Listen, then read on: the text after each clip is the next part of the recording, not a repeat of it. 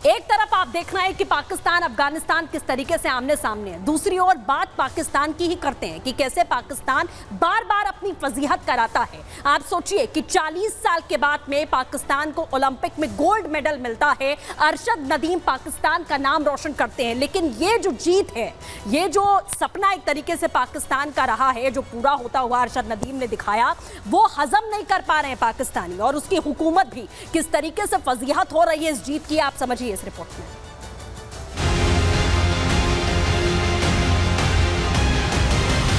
Pakistan Olympic में medal क्यों नहीं ला पाता है?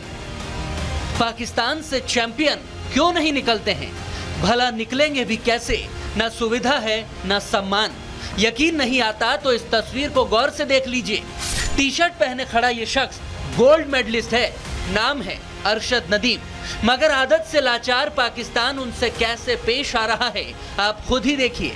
कोई ऑल्टो कार गिफ्ट करने का ऐलान कर रहा है तो कोई भैंस, और ये शख्स तो घर आकर जैसे उनकी बोली लगा रहा हो, हाथ में पैसे पकड़ा रहा है।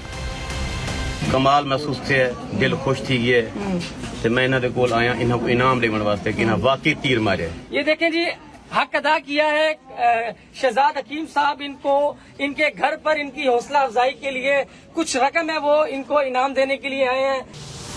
मरियम नवाज भी नदीम के घर गई थी, क्या तोहफा दिया है आगे आपको बताएंगे। लेकिन यह पाकिस्तान है, यहाँ आतंकियों का सम्मान ज्यादा है, एक चैंपियन का नहीं।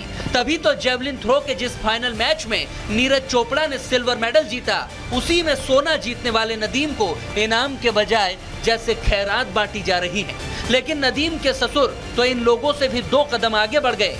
उन्होंने कह दिया अपने विजेता दामाद को भैंस गिफ्ट करेंगे। हाँ, सही सुन रहे हैं आप, भैंस गिफ्ट करेंगे। सोचिए, भारत समेत दुनिया के कई देश अपने चैंपियंस को लाखों करोड़ों के प्राइज दे रहे हैं, नौकरी ऑफर की जा रही है। लेकिन पाकिस्तानी 40 साल बाद गोल्ड मेडल जीतने वाले एथलीट को नोट थमाकर फोटो शूट करवा रहे हैं। कैसा महसूस है? आज बिल्कुल मैं इनका शुक्रगुजार हूँ कि माशाल्लाह ये जो इतना सफ़र करके आए मेरे लिए, और इनकी दुआओं से अल्लाह ताला ने मुझे इज्जत दी है। जिस तरह मैंने इनाम दिया है इस तरह बाई हैंड दें, ताकि सारी दुनिया इंतजार में देखना चाहती है। अक्सर लॉलीपॉप दिया जाता है, एथलीट्स को ऐलान तो किया जाता है लेकिन इनाम मिलता नहीं है। आज या कल में ये इनाम इनको मिल जाना चाहिए जिस तरह मैंने दिया। ऐसा लग रहा है कि चैंपियन खिलाड़ी की मानो झांकी लगा दी गई है, मजाक बनाकर रख दिया है। वो तो अच्छा हुआ बची कुछ इज्जत मरियम नवाज ने बचा ली, जो नदीम के घर पहुंची, नई होंडा सिविक कार देने की बात कही। तो इसी दौरान नदीम को 50 लाख रुपए का चेक भी मिला है, लेकिन इज्जत को जैसे ड्रामा बना दिया है।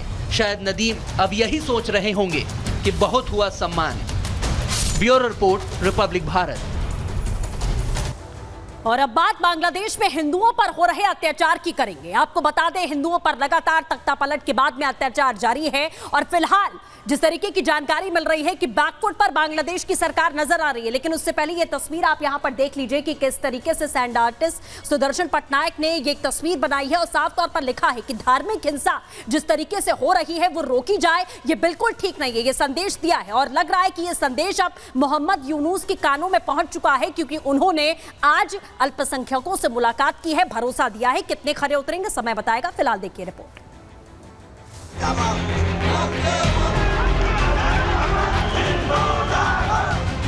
बांग्लादेश में हुए तख्तापलट के बाद हिंसा की आग ने सबसे ज्यादा किसी को जलाया तो वो है बांग्लादेशी हिंदू। हिंदुओं पर हो रहे अत्याचार की गवाही खुद बांग्लादेशी हिंदुओं ने चीख चीख कर दी।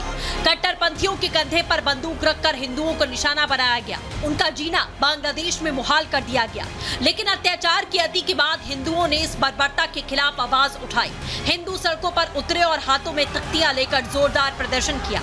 सिर्फ बांग्लादेश में ही नहीं बल्कि दुनिया के कई देशों में हिंदुओं ने बांग्लादेश में हो रहे अत्याचार के खिलाफ आवाज उठाई, जिससे नई सरकार को हिला कर रख दिया।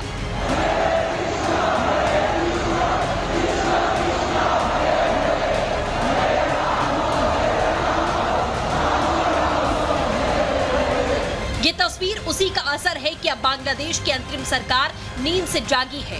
अंतरिम प्रधानमंत्री मोहम्मद यूनुस ढाकेश्वरी मंदिर पहुंचे।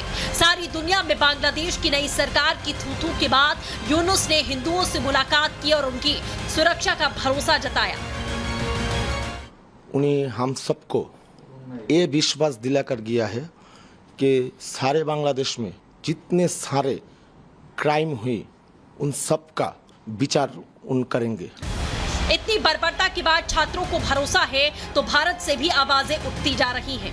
सदगुरु जग्गी वासुदेव ने हिंदुओं के खिलाफ हिंसा को गलत बताया और इसे बंद करने के लिए कहा। साथ ही उन्होंने सोशल मीडिया पर पोस्ट करके हिंसा के खिलाफ विरोध दर्ज कराने के लिए कहा।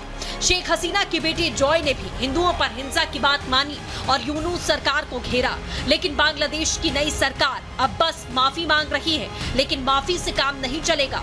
हिंदुओं को इंसाफ चाहिए। Bureau report, Republic Bharat.